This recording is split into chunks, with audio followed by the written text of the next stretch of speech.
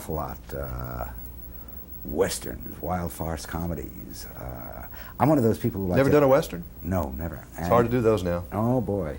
The thing is, I always think it's healthiest when there's every kind of movie around. I mean, it'd be very boring if it were only my kind of movie, and boy, am I bored when there's only Rambo around. So I'd like to see it all. I wish musicals had come back. I know they're awfully expensive now, but boy, we did some great musicals in this country. And I was delighted about Roger Rabbit coming out because I've always loved animation. And that's something we haven't seen for a long time. That's probably a one-in-a-lifetime film, too, because of money. Maybe. Dick Williams, you know, who's the man who did the actual drawing of Roger Rabbit and did all of the animation. I know him very well, and he's a bit of a genius, that fellow. An American guy, works in London a lot, and his office is in London. He has been for 25 years, and I've seen parts of the film, working on this one animated feature.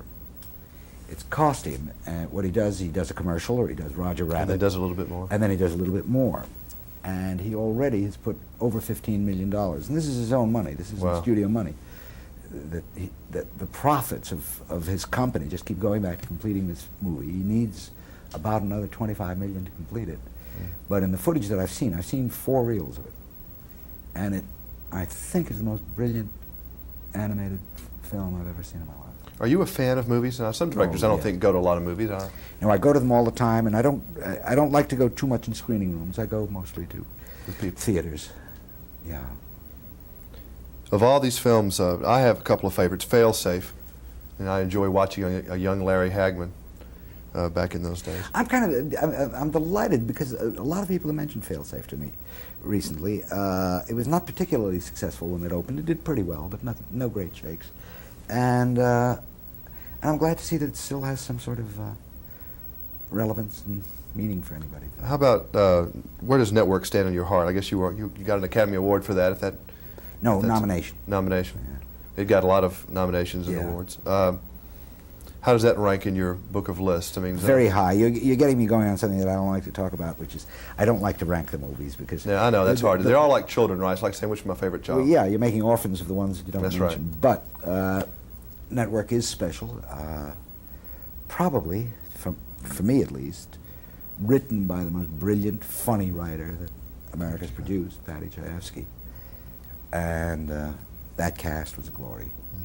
In this new film, Running on Empty, it's very timely, and with this Dan Quayle controversy that's going on, I think there's going to be a lot more of that to come, of people making mistakes in the 60s, and then people go back in the record books and say, you did that in 1968 or 1967, so your timing is certainly right on in this case. Yeah.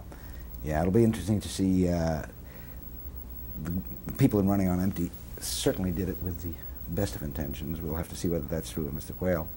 How do you feel about these people? I mean, what was your attitude toward, I presume these may have been real people, although it's a fiction story, but I can see that this could have happened or did happen. It could have happened. It's bits and composites of a lot of different stories, you know, the usual thing that writers draw from. I have mixed feelings. I'm thrilled that those people did what they did, which was enormous, which was to stop a war and not have to overthrow a government, which is, I think, maybe the first time in history that that's happened, that through protest and the use of democratic means,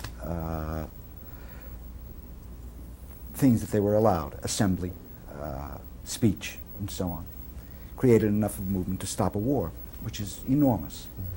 On the other hand, there's a kind of childish romanticism about it, which I think prevented a great many of them from keeping their lives politically active. I'm a great believer in that. I think wherever you are on the political spectrum, do it. Do you think the children of the 60s, and I'm one of those, will have to pay a pretty high price for some of the things they did? I mean, drug usage, in some cases violence on a campus, protesting when their records go up and they try to do what Dan Quayle is doing right now, become vice president or maybe even someday president of the United States. You think it's going to come back to haunt them? Everything comes back to haunt you. That's the point of the movie. That there's a consequence to this action and to that action. It doesn't make any difference. The movie is specifically about the fact that if passion is involved, if you're committed to something, if you work on it, if it becomes your life, it's not just going to affect you, your kids, your parents. It's an ever-widening circle. It's the stone in the middle of the pond, and those ripples never stop. Since you have been in the business long enough and been very successful, I'm sure you're asked for advice. Do you ever try to give any advice, or what do you say to young actors who are coming along today? Go raise produce, or go to another job, or what? No, because as I said, I'm a big believer in passion and commitment to something. But what I do try to say to them, and to people who want to be directors, because as you know, the film schools are filled to overflowing, more of them every year, is that it's almost impossible. Do it.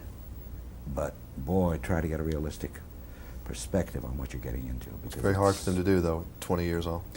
Very hard, and yet the thing that makes it very hard for them is the best part of them, because it is their vision, it is their hope, and that's what keeps driving them, and that's great. But you have to want it 180%.